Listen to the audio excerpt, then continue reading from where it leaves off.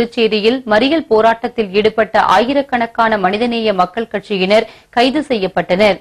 சென்னை விவேகானந்தர் இல்லம் அருகே அக்கட்சியின் பொதுச் செயலாளர் அப்துல் சமது தலைமையில் மறியல் போராட்டம் நடைபெற்றது. அரசு மதுக்கடைகளை உடனடியாக மூட வேண்டும் என அப்போது வலியுறுத்தப்பட்டது.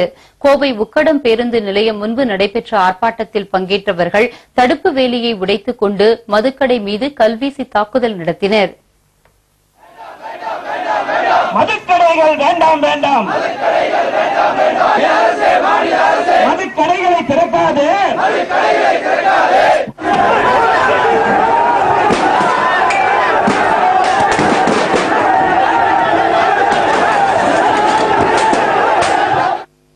திருப்பூர் தொடர்வண்டி மேம்பாலம் அருகிலும் வேலூர் கஸ்பா பகுதியிலும் அரசு மதுக்கடை முன்பு மறியல் போராட்டத்தில் ஈடுபட்ட பெண்கள் உள்ளிட்ட ஏராளமானோர் கைது செய்யப்பட்டனர்.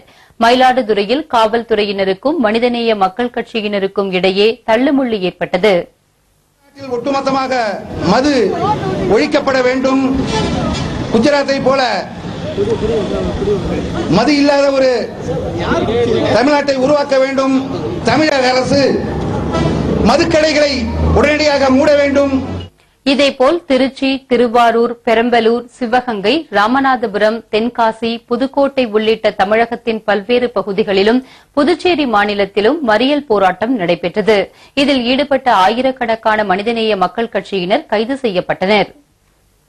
புதுவை வலியுறுத்தி மனிதநேய மக்கள் கட்சியினர் தமிழகம் மற்றும் புதுவை மாநிலங்களின் பெருநகரங்களில் மதுக்கடை மறியல் போராட்டத்தில் ஈடுபட்டனர். அப்போது மதுக்கடைகளை அகற்ற வலியுறுத்தினர். வடசென்னை மாவட்டம் மனிதநேய மக்கள் கட்சி சார்பில் புரசைவாக்கத்தில் உள்ள அரசு மதுபான கடை எதிரே நடைபெற்ற ஆர்ப்பாட்டத்தில் ஏராளமானோர் கலந்து கொண்டனர். இதில் கலந்து கொண்டு பேசிய தமுமுக மாநில பொதுச் செயலாளர் திரு ஹைதர் அலி, குடிப்பழக்கத்தின் மூலம் நாட்டின் சட்ட ஒழுங்கு சீர்கெடுவதாகவும் இளைய தலைமுறையை தவறான வழியில் சென்று கொண்டிருப்பதாகவும் காந்தி தேசத்தில் கலாச்சார சீரழிவு ஏற்படுவதாகவும் தெரிவித்தார். பின்னர் அரசு மதுபான கடைகளை நடத்துவதை நிறுத்த வேண்டும் என்றும் பூரண மதுவிலங்கு சட்டத்தை அமல்படுத்த வேண்டும் என்றும் வலியுறுத்தினார். இந்த போராட்டத்திற்கு அரசு செவிசாய்க்காவிட்டால் மதுபான கடைகளை மூடும் பெரும் போராட்டம் நடைபெறும் என்றும் அவர் தெரிவித்தார். இந்த மறியல் போராட்டத்தின் போது அரசு மதுபான கடையை மூட முயன்ற மனிதநேய மக்கள் கட்சியினரை காவல்துறையினர் கைது செய்தனர்.